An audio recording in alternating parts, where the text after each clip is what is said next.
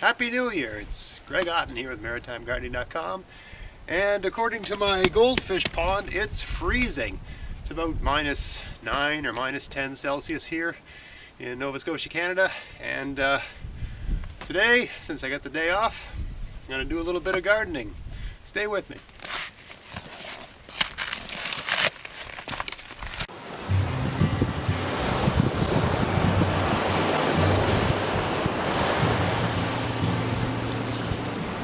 Hello, I'm here by the sea. Good morning, it's April 3rd here in beautiful spring Nova Scotia, and then today I'm going to find some squash in my tulip garden.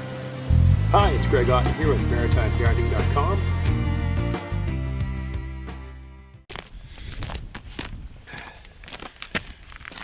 Hey, so everything here is frozen solid. It's been below -10 for weeks here, and it doesn't usually get quite this cold this early in the year, but every year is different. This is just a particularly cold December, very cold December. So not much to do with the soil here, but I got all these, I heat my house with wood. In fact, the wood stove came in pretty handy on Christmas Day because we lost our power around 4 o'clock in the afternoon, and we had to do all the cooking on the wood stove, just like in ancient times, so that came in really handy. But another advantage of heating your house with wood is you get all the ashes. And you think about a tree and all the minerals it pulls out of the ground, all the carbon it pulls out of the sky and all that sort of stuff. All those minerals can be used in your garden.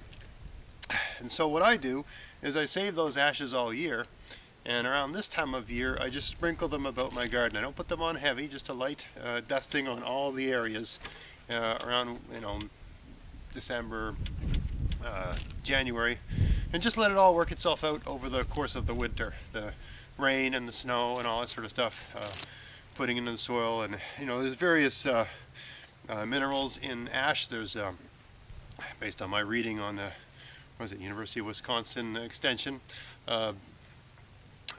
calcium carbonate, there's potashes, there's different elements, and many other minerals that are good for your soil. To some extent can deacidify your soil. You don't want to put it on too heavy, or it can actually cause your soil to become alkaline. But if you just put the light dusting everywhere, it'll be fine. If you have leftover, once you've done that, just sprinkle it on your lawn, because your lawn loves ash. Because lawns always seem to, grasses cannot handle acidic soil. So it's a good place to put it on your lawn. Don't throw it out. Don't put it in the garbage. Put it on your lawn, put it on your garden. It's a valuable resource, and it's really nice, and that's related to permaculture thinking, and everything you're doing ties into everything else. I'm heating my house with wood. Often we'll actually heat things up on the wood stove. If you got a pot of chili or beans or lentils or anything like that, something that needs to, or soup, anything that needs to simmer for a long time. Since you're burning the wood anyway, you might as well get something out of it. And of course the house smells wonderful when that's going on. So anyway, I'm going to show you how I get this ready, because I have no idea what's in this ash. Periodically through the year I'll burn pallets, I'll burn wood from other projects and things that have nails and screws and who knows what else in it, and I don't want any of that being in my garden. So I got an old deep fryer thing that I got at a yard sale, can't remember when, but I just pass the ashes through this, and that way any sort of sharp metallic foreign matter that doesn't belong, I can just strain out using this. So let's do that first. First thing, I take my mittens off here because I don't want to get ash in the leather. It's not good for those. So I'm going to have to do this really quick because it's freezing outside, and it's even too cold for gloves. I had 2 pairs of wool gloves on this morning when I was bringing wood into the house, and my fingers got numb like that, and I'm very comfortable out in the cold.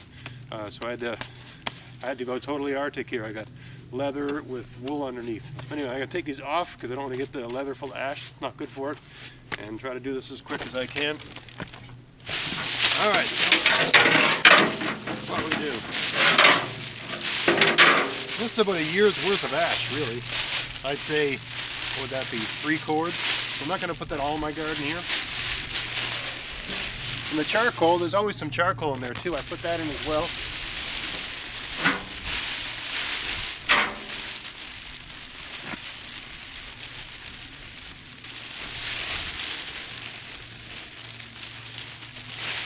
kind of an annoying, tedious process, but you don't want to get any nails in there or anything else. So this is just a good way of checking for that. You don't want to breathe that stuff in either. It's not very good. Not very good for the lungs.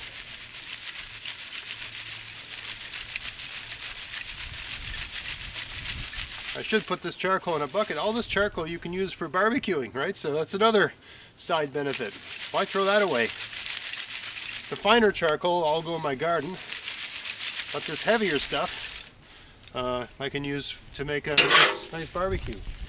I'll be right back. I need a bucket for that.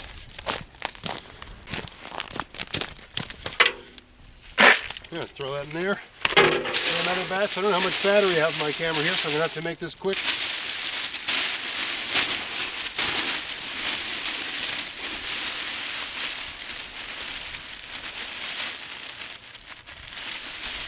And I'll just do this one bag here.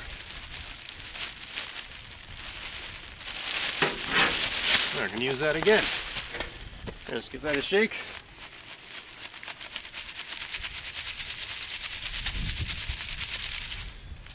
There we go. There, now I got lots of nice ash. See in there?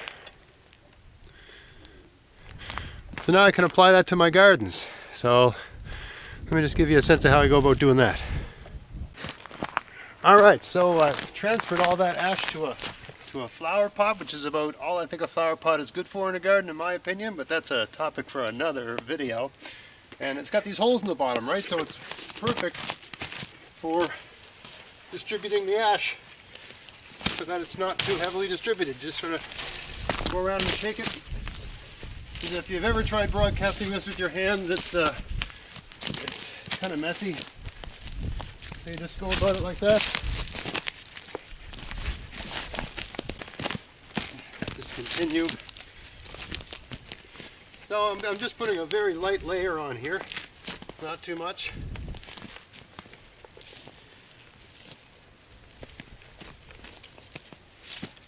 Right. Anyway, that's how I go about using ash in my garden.